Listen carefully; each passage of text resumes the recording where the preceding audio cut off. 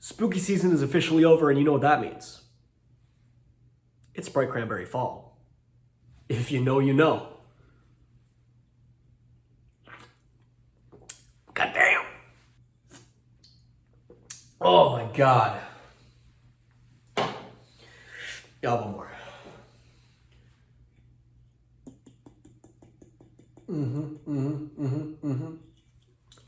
Oh, gosh. We got a fun one for you today. Just you watch.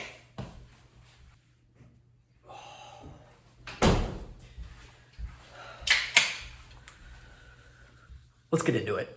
I get high till I can't even think. Sorry, mama, yeah, I know that I stink. It was me and bro, buck on the plate. Best believe we had 50 cent cake. If you're a longtime watcher, welcome back. If you're just now tuned into the show, welcome in. This is everything that I listen to in the month of October. Gonna run through the albums, give you a review, give you a rating, tell you if I think it's worth your time or not. I apologize in advance if my voice is hoarse. I'm coming down with a little bit of a cold, but we're trucking through. And in honor of it being spooky season, got the mood lighting just right, you feel me? As always, if you like what you see, give me a like, give me a comment, give me a share. Subscribe if you want to see more content just like this. I also listen to a ton of the Gorillaz.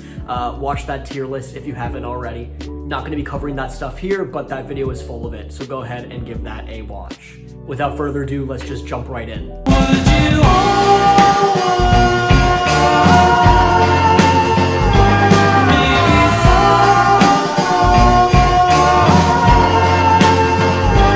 Started off the month quite strong with Grizzly Bear's Veckatimest.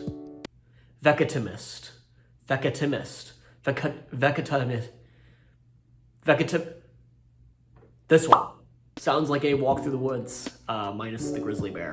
It's funny that everyone knows and loves the track 2 Weeks. It's obviously the best track here, but the rest of the album sounds absolutely nothing like it. This record actually reminds me a lot of what I love about Midlake's The Trials of Van Occupanther, in that it's a very subdued and intimate folk record that masters tone, one that doesn't necessarily excite, but builds a world for you to momentarily live in. An argument can definitely be made that tracks become a little bit indistinguishable from one another deeper in the track list, but everything is still consistently quality. I don't think that anything quite reaches the peak of 2 Weeks, but then again, it didn't have to be a great listen. Really just a nice fall album, something that will just give you a very warm feeling. Really digging tracks Southern Point, 2 Weeks, Cheerleader, Ready Able, While You Wait for the Others, and Foreground. I'm gonna give Grizzly Bear an 8.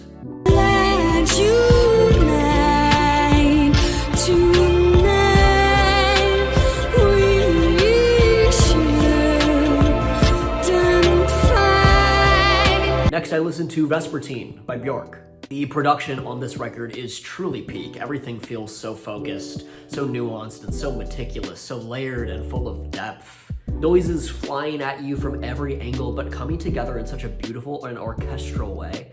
Björk's performance is mesmerizing, and her vocal inflections sound so unique and unfamiliarly gorgeous. Everything feels so pillowy and safe despite being so odd and playing with such otherworldly and mechanical sounds. She's also just giving her all here, with every track showcasing her range and passion, which comes through very clearly in her lyricism and energy. Pagan Poetry being a shining example of this, with Björk quite literally belting out her verses towards the back end of the track. Pretty crazy stuff. Definitely could see how people hold this to such a high regard. I don't think it's something that I would listen to very often, due to just my personal taste, but it's definitely worthy of being so critically acclaimed. Really does remind me of Radiohead's Kid A in a lot of ways. And I'm rocking with this one quite a lot. I think it's a pretty masterful record. I'm gonna give Björk a 9.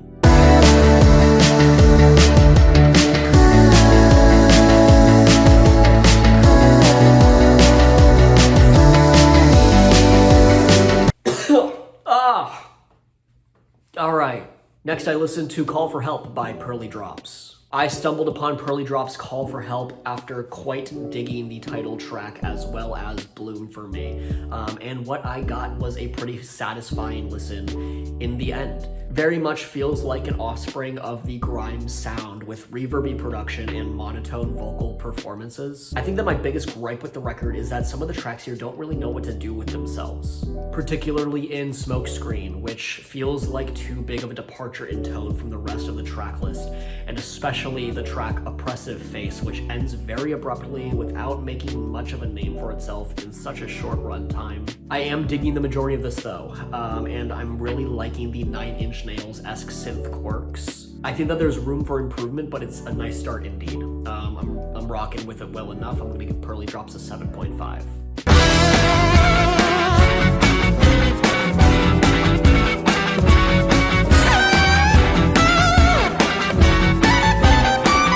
Next, I listened to The New Sound by Geordie Greep. I could never quite get into Black MIDI, so I was a bit hesitant to check out Geordie Greep's The New Sound. His voice and performance prevent this record from being an accessible experience, but the instrumentals here are some of the most dynamic, intricate, and fun to come out of this year. Tracks like Terra and Through a War feel so classic yet so ahead of its time, creating a whirlwind of jazz rock with a Latin twist, while Holy Holy is a thrilling single with an urgent and frantic production that really complements Greep's almost Shakespearean delivery. Tracks like Blues and Walk Up start strong but end even stronger with instrumental breakdowns. I think that if you are at all a fan of jazz in fast-paced, high-energy material, this record is absolutely for you. It's a little off-putting at first, I will admit, and it's not something that you'd expect to love, but something that you can't stop coming back to. And yeah, someone that gave Black MIDI's last record like a 6, I was pleasantly surprised by this thing. And I'm gonna give Geordie Greep an 8.5.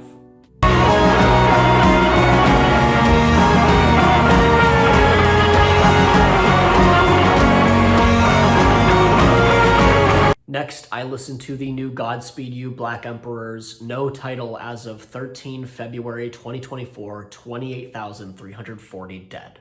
This record has everything you'd want and come to expect from the band, that of which has been elevated given the context and subject matter. Cinematic and epic, with undertones of dread, pain, and suffering that amplify the camaraderie and catharsis present within these instrumentals. There is not much to decipher outside of the title itself with the content of the record, like most of their work, prioritizing atmosphere and emotion over lyrical substance and meaning. It's always something that I've loved about them, that you're given very little to grasp onto, and you're sort of just expected to take what you can out of the material and make understanding of it through your own experience with the music. The title, accompanied with the music, creates a very specific tone that lingers with you long after you listen. And while I don't think that it's as effective as Lift Your Skinny Fists Like Antennas to Heaven, in my opinion, I still think that it's inarguably some of their best material to date, and incredibly relevant at the time of this recording even.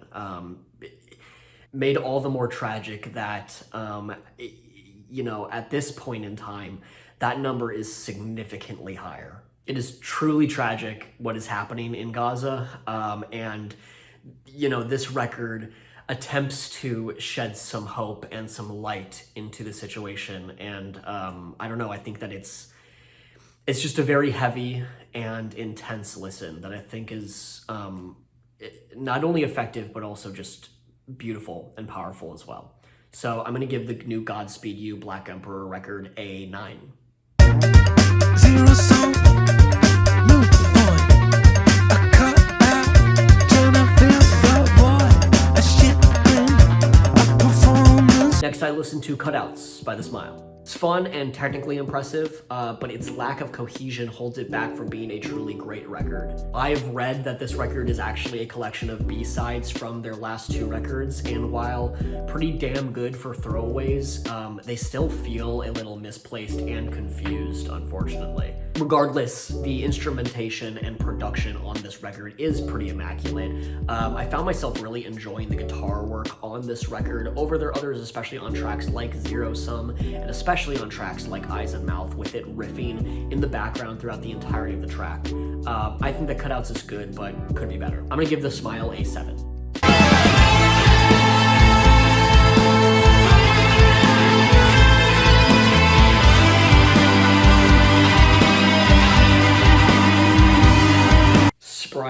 cherry break. Oh, God is good. Next, I listened to Blood Incantation's Absolute Elsewhere. Honestly, who knew how well death metal would blend with 80s coded space rock? Because that's absolutely what this is. Sounds like it's been pulled straight out of the coolest space opera VHS you found lying in your parents' attic. It's gritty and nasty when it wants to be, but epic and cinematic when it needs to be. I've said it before, but I'm not the biggest fan of death metal in general, but there are enough twists and turns found within this record to ease me into the abrasiveness of the genre. It's a little overstimulating the longer you listen, and it becomes a tad bit exhausting towards the end. And I'm also just not really the biggest fan of heavy metal vocals, but the world building on this record is pretty incredible, and honestly, this is just really impressive stuff. And I'm gonna give Absolute Elsewhere a 8. Together now, feeling slow. You feel it slow. We're all together now. Next I listened to Moon Music by Coldplay. This is the type of shit that plays in a DreamWorks movie montage, bro. Like, you know, I'm not even gonna lie. I don't think that this record even sounds that bad. The issue more so lies in the writing or lack thereof. Everyone's clowning on this record for the overwhelming amount of la la la's and OEOs. And they'd be right. The overuse of filler lyricism results in this record coming off as incredibly smooth-brained. It's safe, radio-friendly, and irritatingly catchy. It's listenable, sure, but there's not much enjoyment deeper than what's on the surface level. It's pretty generic stuff. And if you're into that, then you'll probably find some value in this record. But I, on the other hand, will likely never return to this again. And I'm gonna give Coldplay a 6. Okay, here's the plan. I wanna fly you out to Amsterdam. I got a big hotel to fuck you in. I wanna, boy, come see me. We can pop our shit to Charli and let your arms around me. Next, I listened to Charli XCX's Brat, and it's completely different, but also still Brat. I think that this is generally a step down from almost every offering of its original release, and that's not to say that what we've got here isn't fun. It certainly is, but similar to Brat, it's just as danceable, just as high energy, and just as contagious. But it feels a little more phoned in and a little less personal this time around. There are a handful of remixes here that I believe elevate the original performances, like Sympathy is a Knife, Talk Talk, and Girl So Confusing, to name a few. Definitely a bit of a mixed bag though, with tracks like I Might Say Something Stupid and Mean Girls feeling like obvious dips in quality in comparison. It's certainly a rush to see who's on the track list and where they fit, but once the novelty wears off, I think I'd rather just listen to the original. Nice that this record includes the deluxe tracks as well, like Guess, which I think is the standout here. But regardless, I think that I'm going to give this remix album a 7.5. Letting the days go by, let the water hold me down. Letting the days go by, water flowing underground. Next, I listened to Remain in Light by Talking Heads. Nothing quite sounds like this record. They really captured such a unique, freeing, and unorthodox sound that modern bands have tried to revitalize throughout the years, many of which have failed. Nothing here should work on paper, seeing how odd the production is, how uncanny the vocals can be at times, and how unsettling the song structures can be.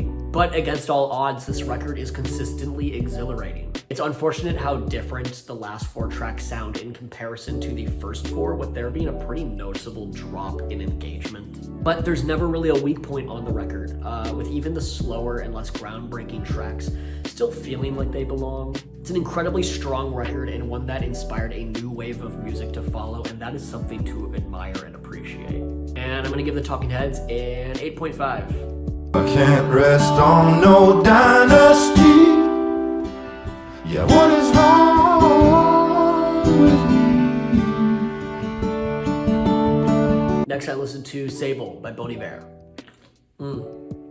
Full of passion, beauty, and pain, which makes for an engaging and sweet listen, but it goes as fast as it comes. Obviously, it's just an LP and a quite short one at that, but the sparse runtime leaves me wanting more. I really enjoyed only 2 of the 3 tracks here, with things behind things behind things, while quite intriguing in lyrical meaning, wasn't as sonically captivating as Speyside and Awards Season, in my opinion.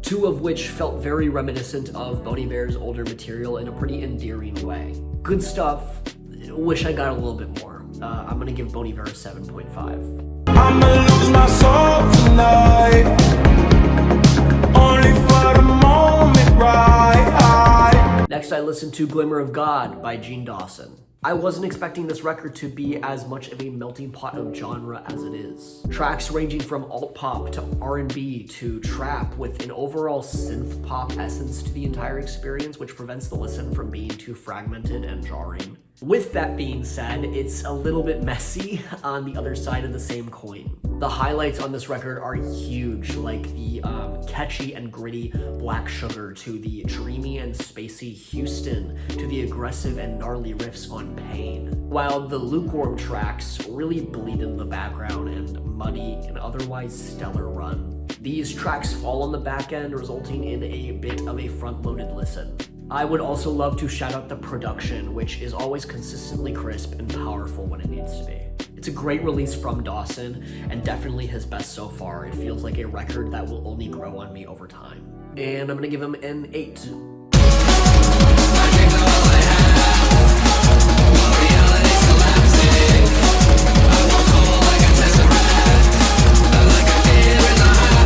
Next, I listened to MG Ultra by Machine Girl. I'm only a little bit familiar with Machine Girl's work, but MG Ultra is absolutely the best of what I've seen from them. Full of adrenaline, grime, and noise that makes for an energizing and incredibly fun listen. I'm loving the punk direction taken with the vocals, and you know, while I've enjoyed their more instrumental approach in the past, the addition of vocals ground the project, which feels very needed with how much is going on within the production. The record loses its steam a little in the middle with some tracks that, while still engaging and well-made, start to feel a little redundant. Thankfully, it's able to pick itself back up and end as strong as it begins. Really loving tracks Until I Die, New Meta Phenomena, Mother Father, Grindhouse, and Psychic Attack. And definitely a strong contender for creepiest album art of the year. I'm gonna give Machine Girl a 7.5. Diamonds, girl, you see these diamonds, girl, you see this jet, you on different climates, how I got this hair, got it 'cause I ain't trying, wish it than they family, wish it than they memories, yeah. Next, I listened to Lifestyle by Yeat, which is not for me. I knew it going into it, it's not for me. It's too long, lacks personality and substance, too derivative and repetitive, and little to return to. I've never been a big fan of Yeat, and Lifestyle did not win me over. Production is boring at best and elementary at worst. Rage is a really tough genre to pull off successfully, and I'm not sure Yeat has the chops or the staying power to make an hour of the same shit over and over again worth it. I actually enjoyed the dancier tracks like Gone for a Minute and Forever Again, but tracks of that nature are far and few between on this record. Awful Kodak Black feature, I don't know, Orchestrate is cool, I guess. But I think that Yeat is a fad, and I can't see him sticking around for much longer anyway. So I'm gonna give Lifestyle a 4.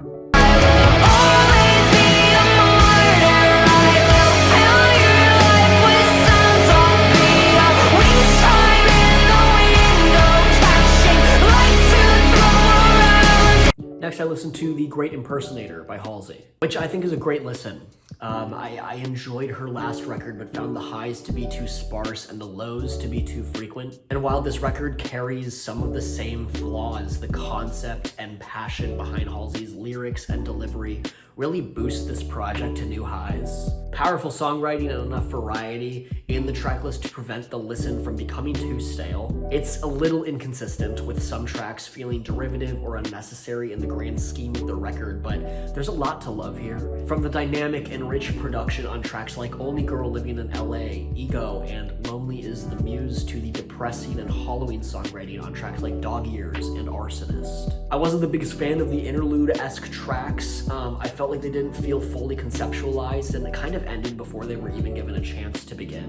I don't think that the concept of this record works all that well either, with Halsey kind of, well, impersonating famous artists, because if that was the end goal, this record just kind of sounds like more Halsey, and it's great in that regard. So overall, I really enjoyed this one and could see it growing on me over time, and I'm gonna give Halsey an 8. Where are we going now?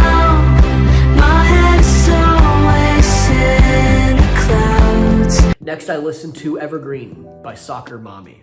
This was a bit of a disappointment, I'm not gonna lie. I've been a pretty casual fan of Soccer Mommy in the past, being that it's pretty easy listening and usually sounds nice. I was lukewarm on the singles leading up to this project and wasn't all that intrigued by the stripped back approach Sophie has taken with Evergreen. And while there are some highlights that are reminiscent of her best work like M and Abigail, and the biggest standout on the project being Driver, the majority of this record is pretty underwhelming. Nothing offensively bad, but most of the album struggles to engage me. A lot of it falls into the background and I sort of just forget that I'm actively listening to anything at all. Really wanted to enjoy this, seeing that I love Color Theory, but this sort of just feels like a regression in her sound, unfortunately. And I'm gonna give Soccer Mommy a 6. Let it be, niggas say I ain't the guy, they must be smoking ketamine. Always talking about potential, bitch, I am the better me. Jack of all trades, name a nigga who ahead of me. Next, I listened to CHROMAKOPIA by Tyler, the Creator. Definitely a grower and subverts expectations set by Tyler's previous 3 records while still feeling like the culmination of their greatest parts. Really loving the thematic elements and songwriting on this record, that being ones of independence, societal expectations and burdens, as well as unanticipated pregnancy, a topic that we haven't heard Tyler touch on thus far in his career. I also find this to be Tyler at his most mature, tackling heavy themes of his relationship with his father and his own insecurities in being in love and becoming a father of his own. On the topic of production, I find the content on this record to be somewhat inconsistent.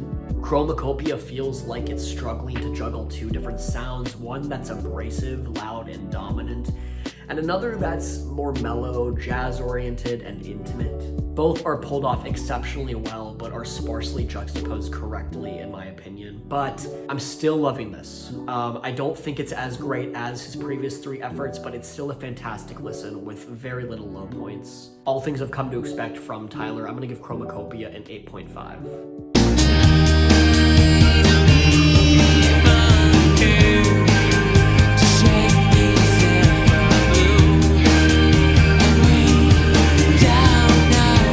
And to finish off spooky season, I listened to Melancholy and the Infinite Sadness by the Smashing Pumpkins. It's been said before, but it really is quite astonishing how little filler is on the 2-hour behemoth that is this record. Obviously, there are tracks that resonate with me more so than others, as with any other great album, but there really isn't much in terms of a low point on this record. It's a bit of a marathon, a tad bit overwhelming in its runtime, and I don't think it has the same highs that can be found on Siamese Dream, but there's a whole lot of gold to be found here. I'm definitely finding myself leaning towards the more aggressive rock tracks as opposed to the softer cuts here, although tracks like Porcelina of the Vast Oceans and 1979 are beautiful in their own right. Generally just ambitious from front to back and really immaculately crafted stuff. And I'm gonna give Smashing Pumpkins an 8.5. And that's it. That's everything that I listened to in the month of October. What'd you guys think? What'd you listen to? Let me know in the comments below. As always, I take requests. Go ahead and drop your favorite album in the comments below. Maybe I'll give it a listen and share it in the next monthly recap video. Like, comment, subscribe. You know the drill. Got some cool stuff on the way for you guys. All things music. And I'm gonna go chug some green tea and hibernate until November. So, it's been real. Make good decisions. I'm out. Fuck.